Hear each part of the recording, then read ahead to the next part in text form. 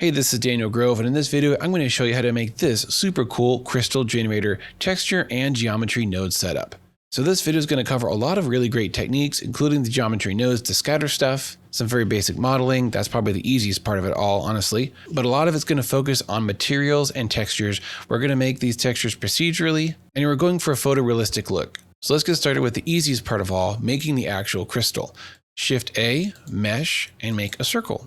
And down here in the add circle settings, let's add 6 vertices because I found that most quartz are hexagonal. I think some can be square based, but most of them are hexagonal, and that looks pretty good. So tab into edit mode, press F to fill. Now it's a flat shape, and press E to extrude upwards like that. And then again to make the top. And we're going to merge these vertices into a point by pressing spacebar or F3.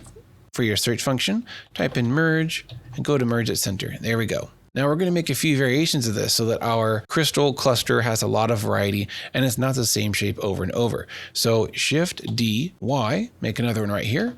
I'm going to make this one taller. C for circle select, and it grabs all the faces. I'm just going to GZ move them up. And then another one, Shift D, Y over here. And there. So we've got 3 heights. Let's tab into edit mode, go to vertices select mode, and grab that very top point and just move it a little off center so it's not perfect, because crystals, they're not all completely perfect. There's a little bit of randomness to them. Okay, now let's make some stubbier, shorter ones. So I'm actually going to shift select all 3 of these, Shift DX, and make a new grouping here. This is usually how I like to make collections of random stuff. So I kind of organize them like this. Make them shorter, go to individual origins, S to scale them up. There we go. These are like the fatter, chunkier ones. And maybe move these vertices in different directions so they don't look the same.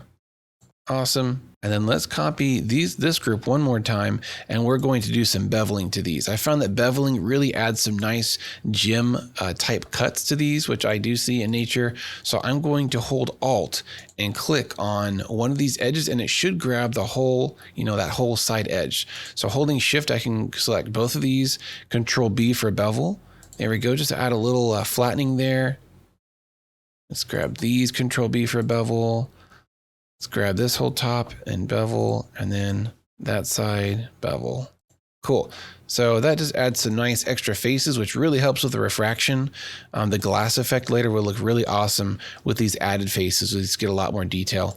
Let's see what happens if we just grab this face and bevel it. Oh yeah, that's cool. There, that's great. And these, I'm only gonna bevel a little bit on one side. These are gonna be pretty clean versions of them. Okay, cool. So that's pretty much all the modeling we have to do right there. Now let's click on one of them, go to Materials tab, make the material, name it Quartz, and then we're going to apply this to all of these. With this first one selected as bright orange, that means it's the active object. I'm going to box select with the letter B, all the other ones, and look at this, this is still bright orange. So if I press Control L to link and then go to link materials, it's going to apply that material to all of them, and you can check. Yep, they all have the material applied, and that just saved me a lot of time, right? I'm all about that. All right, now we need to put all these in a collection. So box select them again. Make sure you don't have anything else. Don't select that light like I did accidentally earlier. And M, new collection, crystals. Awesome. All right, now we're going to move these out of the way, just way over there, because we really don't need to touch them again. And we're going to make our quartz crystal ball or geode, whatever you want to make, right here in the middle, Shift A, and I'm going to make not just a normal sphere. No, I'm going to be extra and make a rounded cube. Select rounded cube, and I'm going to turn my radius up so it actually gets that rounded shape. So this is great because the faces are pretty evenly distributed as much as they can be, and it's a sphere. We're going to make these crystals pop out of all these different faces in all different directions, and it's going to be super cool. Now let's get into the geometry nodes. And I am using Blender 3.2. So if you're in Blender 3 or 2.9 or anything earlier, the geometry node setup will be different. So definitely update to 3.1 or later. I'm going to split my view horizontally. So put your mouse right in that corner where you get the crosshair cursor, click and drag down. There we go. And if you want to undo that, you just do the opposite. You click and drag up to overlap it and it gets rid of it. I saw a post somewhere where someone was like, how do I close all these windows? And yeah, so that's how you do it. You just do the reverse. So let's change this top editor to the geometry node editor, make a new geometry node setup. I'm going to name it Crystal Scatter. Get rid of our side panel by pressing letter N. Zoom in, let's give it some space. Awesome. So we're gonna make a few geometry nodes here, and I'm gonna do my best to explain them, even though I'm completely ignorant of most geometry node stuff. I really can only do this one trick, which is scattering stuff, which is pretty sad because geometry nodes is amazing. I just don't have time to learn it all. It's literally a whole new language. So let's search for distribute points on faces. There we go. Now we've got these vague points that are going to be used as instances, I think is the right word. Next is type in instance, and let's do, there we go, not the instances on points, but instance on points. Next, we're going to drag and drop this collection from the outliner into geometry nodes. Awesome. So we're going to use all these objects in here, turn on both of these check marks here, reset and separate, connect this to instance. Make sure to check pick instance also. So it's only getting individual instances and putting them on the points or in place of the points. And then make sure to grab your rotation output of the instances and put them on rotation of the instances on points. Ooh, that's a lot of wording there. There we go. Cool. So now it's a spiky ball. We have lots of control for randomization. We have density, of course. We can turn this up or down like that. You can also go to Poisson disk if you want to like limit them from not getting too close to each other, a minimum distance and a maximum distance. But honestly, this is just, I don't think it matters that much for this situation. So I'm just going to use this because it's easier. And of course we have a seed, which gives us a totally new random distribution of points. I'm going to turn off my ground floor because I don't need that. It's over here in your overlays, really handy. We do have scale control, which is kind of cool. We could make things longer if we want, but I want more randomization. So I'm going to do Shift A, search, type in random, and do random value, and just plug it into scale. And now we have a minimum and maximum of a random value. So you can also see the C there. So we just get more variety in the overall scale of these crystals. You could even add a scale elements node here, which just scales up that sphere that we originally made, that quad sphere, and allows us to make it bigger. So it kind of like, it's a bigger sphere, which means more points, more room for points, which in this case means more crystals. So let's put that back at 1. That is going to be handy if you want to add a second layer of crystals, like small ones, or maybe even dirt. You can kind of make the dirt grow at the base of all the crystals. So cool, we're done with the geometry node setup. Pretty easy, right? Can't get much simpler than that. I like to keep it simple. Next, let's get to the bulk of this video, which is the materials, and the materials are super important. Oh, before we do the materials, let's set up some basic lighting here. I'm going to use an HDRI to get realistic lighting. When you're creating shiny, reflective, or refractive objects, it's best to have an environmental lighting setup. So I'm going to go to my World tab, click on Color Socket, and let's add an environment. Where is it? There it is. Open. And I have a folder full of these panoramic images. These are equilateral panoramas taken at high dynamic range and really high quality. You can find these for free online at a number of websites. I'm going to get a nice nature one with lots of contrast. So maybe this one. And if I go to render mode, you'll see we've got an actual environment around me. It looks pretty cool. I don't want to actually see the background. I just want it to be my lighting.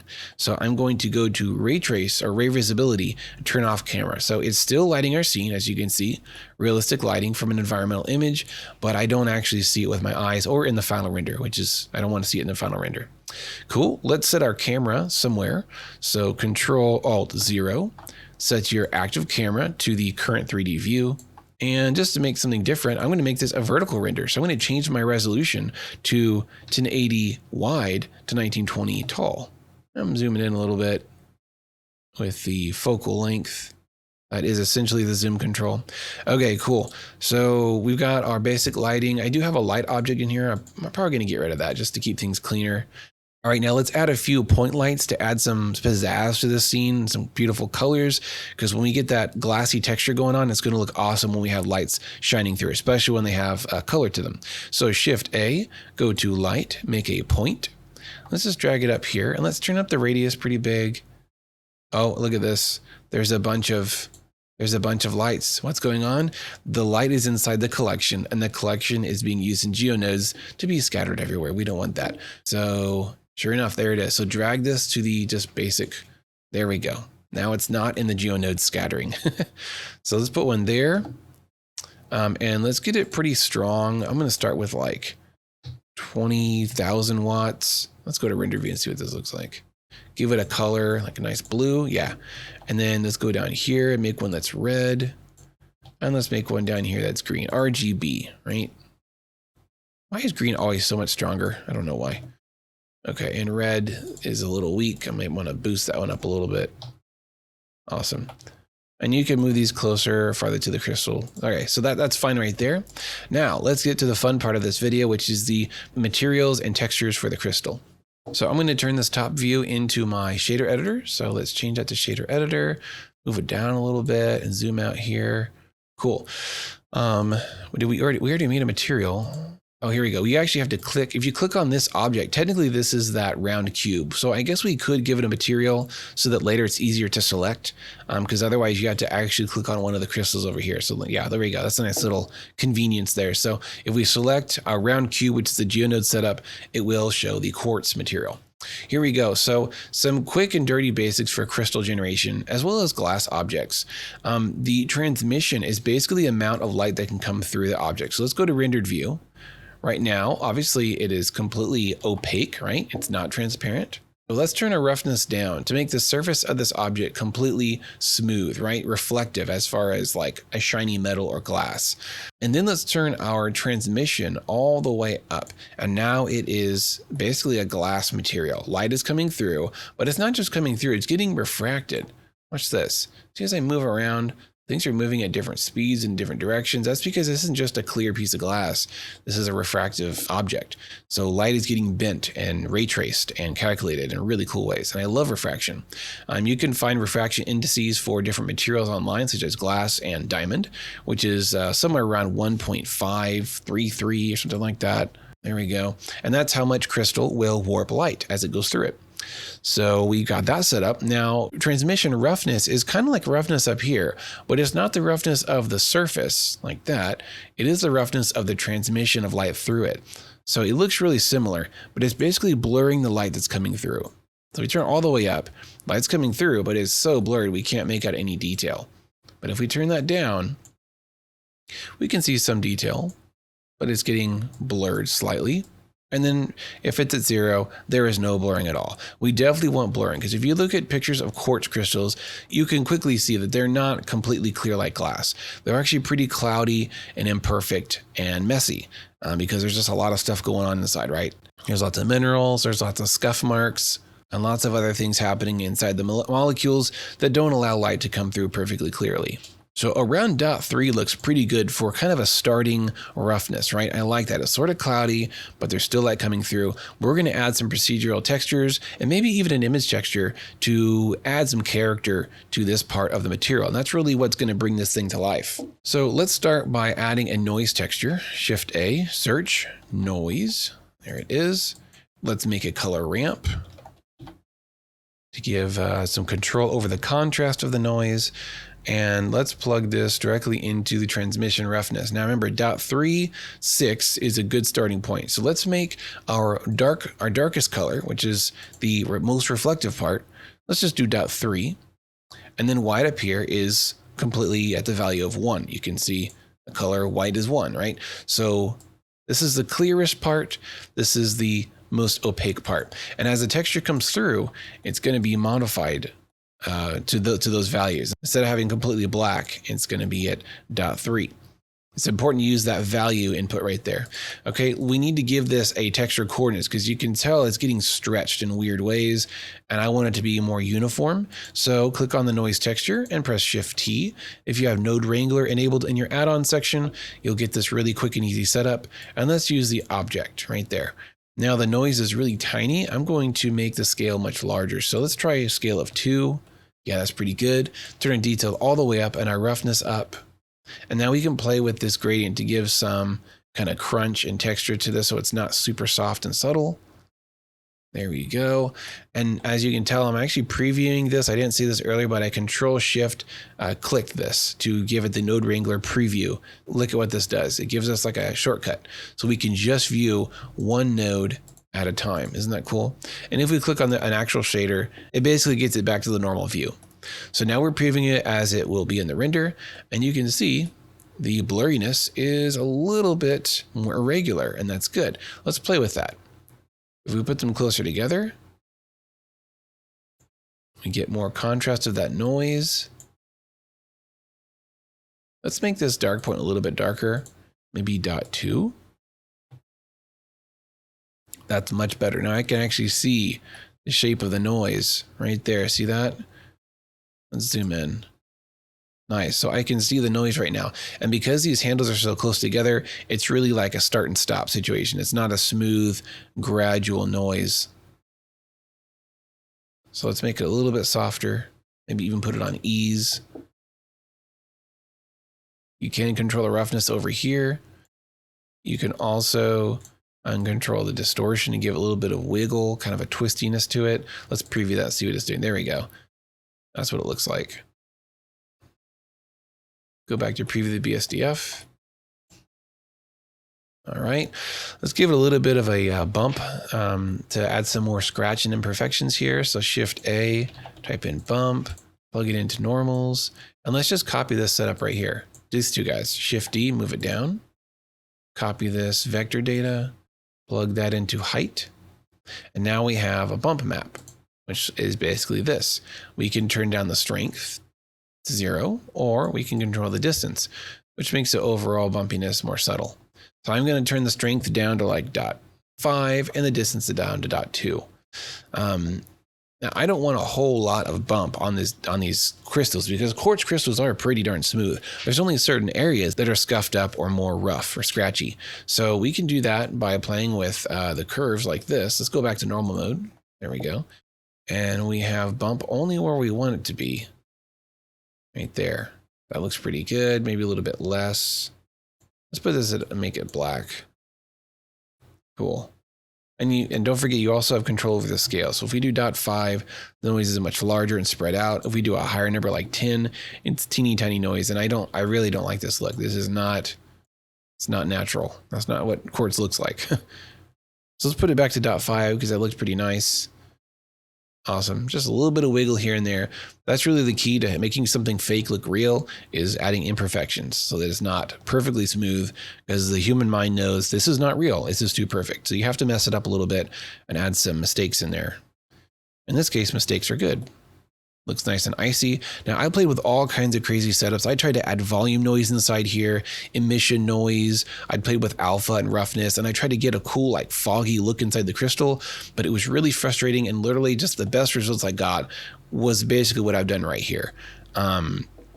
The volume inside of a crystal shape doesn't actually show up with transmission, only with alpha, which is really strange. You had to turn the alpha down to see the noise or the volume inside, and that introduces other situations. So it was really, really frustrating. There is a cool trick you can do to add a little bit more realism. I'm going to actually look at the crystal over here because these are a little bit easier to see. So I'm going to make it more rough on the bottom and then fade into clear by using a gradient. So let's give ourselves some more room here. Let's make a gradient, Shift A, GRAD, gradient texture. And what this is just a white to black, right? But we need to change the direction. So I'm going to make another Shift D, that mapping, give it the object coordinates, plug it in there. And now we can rotate it. I think it's on the Y by 90 degrees. Yeah, there it is. So look, black at the bottom and it fades up. I think quadratic is smoother, and we can move this by adjusting the X coordinates. We can move the whole gradient up or down.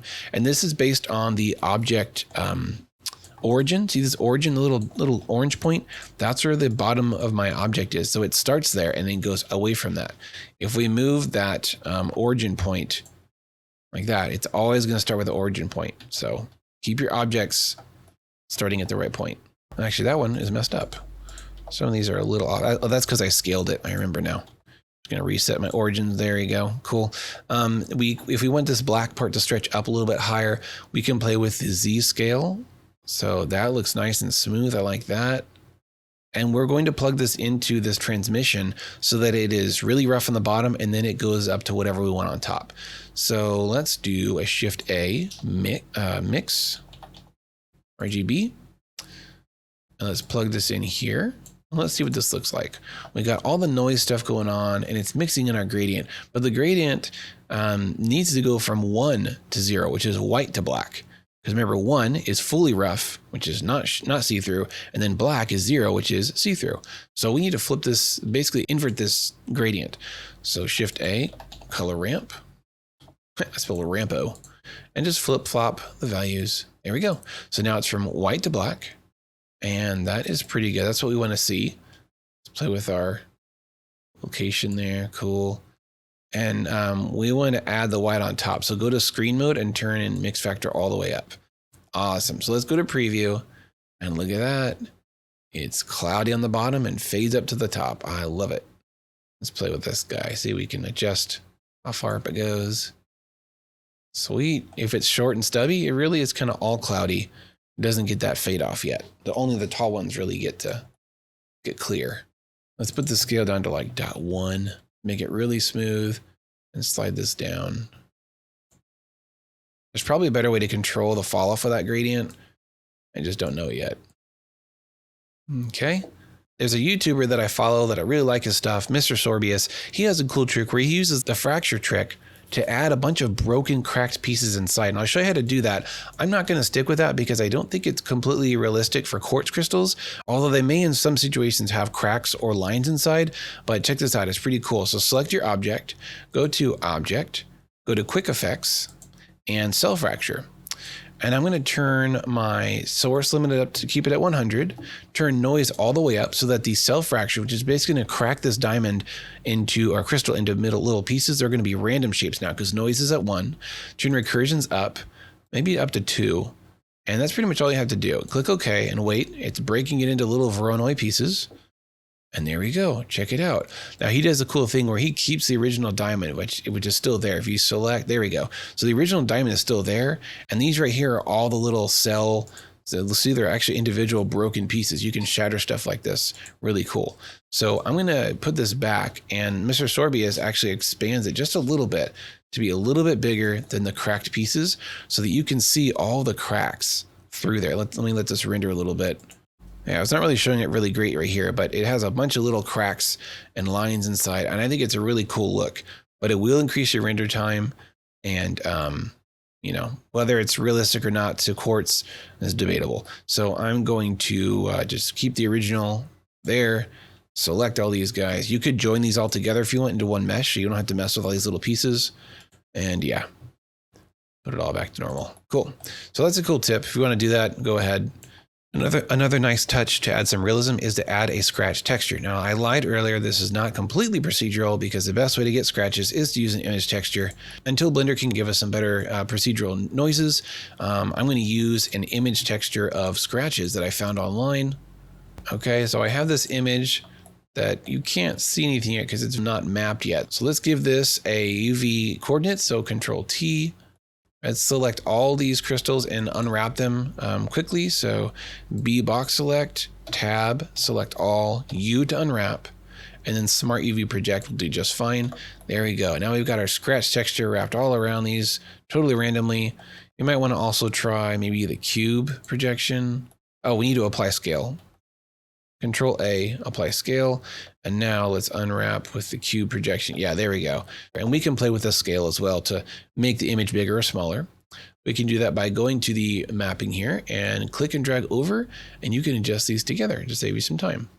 So I think right around there, depending on how big these crystals actually are in your scene, you may want them really small really big scratches like that, or really small if they're ginormous. I'm going to put it right around there. Like maybe this is something that could fit on your desktop here.